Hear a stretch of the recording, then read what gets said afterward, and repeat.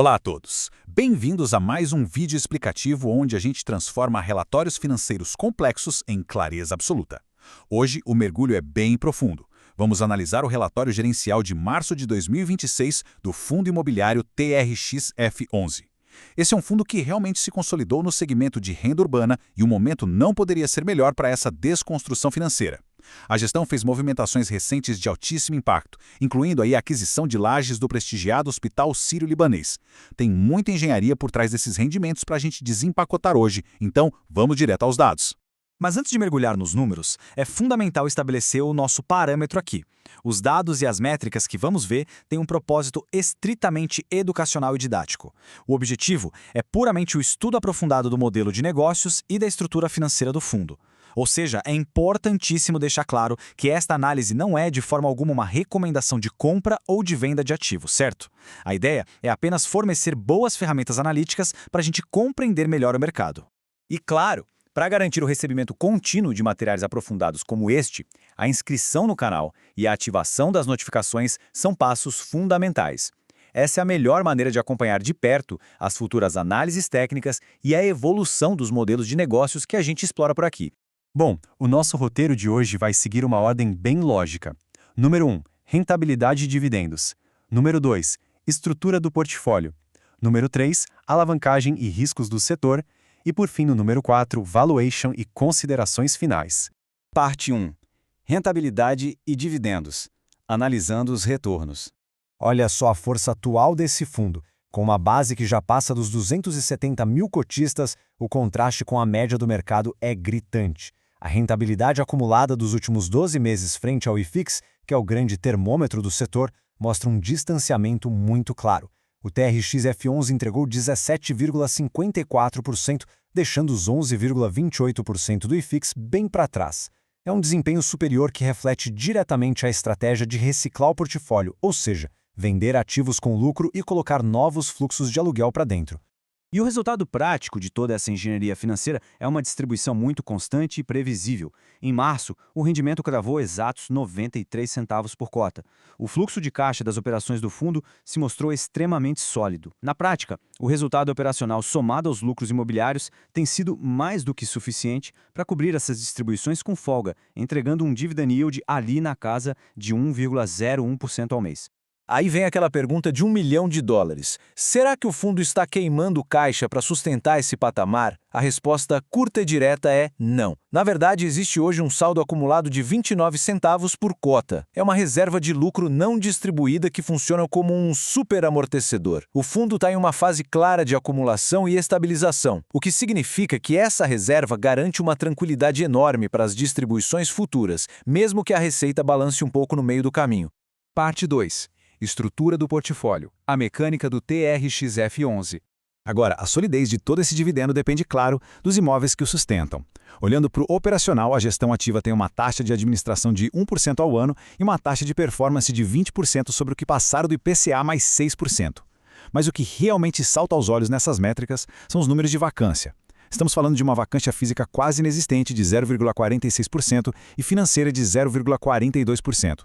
Administrar 122 imóveis espalhados por 17 estados e manter uma ocupação praticamente plena é, sem dúvida, um feito logístico formidável.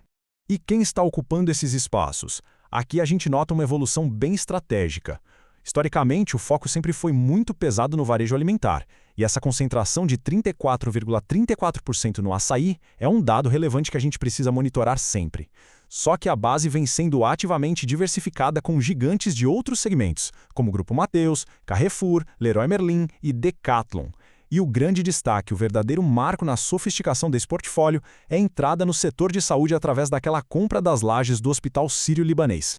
Mas a verdadeira âncora que traz segurança para o fundo é essa postura super defensiva. Quase 70% das receitas estão blindadas pelos chamados contratos atípicos. Para quem acompanha o mercado corporativo, sabe que esses são aqueles acordos feitos sob medida, de longuíssimo prazo e com multas rescisórias tão pesadas que praticamente garantem o fluxo de caixa até o último dia do acordo. É essa proteção que sustenta aqueles rendimentos constantes.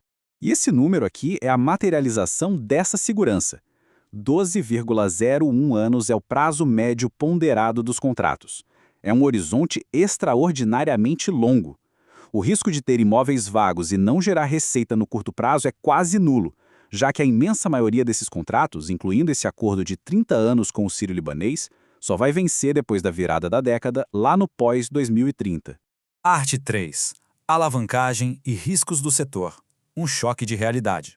É claro que nenhuma análise responsável seria completa sem um banho de realidade. A estratégia do fundo para crescer não fica só na emissão de novas cotas. Eles usam uma alavancagem inteligente através de securitizações, os CRIs, que têm taxas competitivas atreladas ao IPCA e ao CDI. E o grande segredo da engenharia aqui é o cronograma. O plano de amortização dessa dívida foi perfeitamente casado com o fluxo de dinheiro que entra daqueles aluguéis atípicos de longo prazo. Ou seja, a própria previsibilidade do aluguel vai pagando a dívida.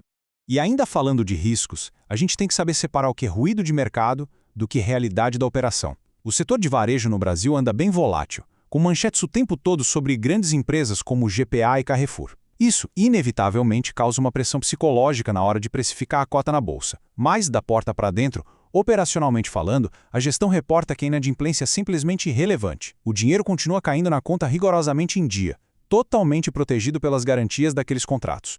Parte 4. Valuation e considerações finais. O horizonte futuro.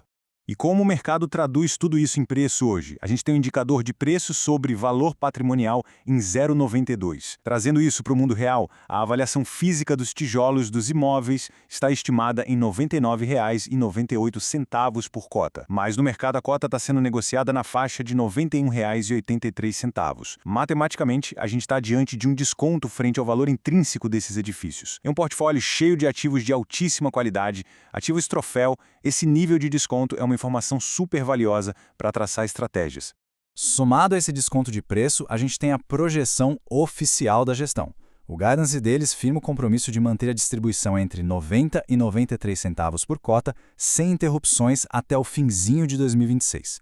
E é exatamente aquela combinação poderosa, reserva de lucros acumulada, contratos de 12 anos e os imóveis totalmente ocupados, que permite jogar uma projeção com esse nível de convicção para o mercado.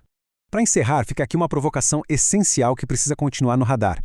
A tendência natural é que haja uma valorização patrimonial conforme esses imóveis de primeira linha forem reavaliados e as novas compras de peso forem totalmente integradas à operação. Então, o grande questionamento, depois de absorvermos todos esses dados é, com esse desconto atual e a previsibilidade travada por mais de uma década, como a precificação desses ativos híbridos de urbanos super premium vai reagir quando as taxas de juros e o ciclo macroeconômico virarem de vez? Fica a reflexão para aprofundar os estudos. Muito obrigado por acompanhar este vídeo explicativo e até a próxima Desconstrução Financeira.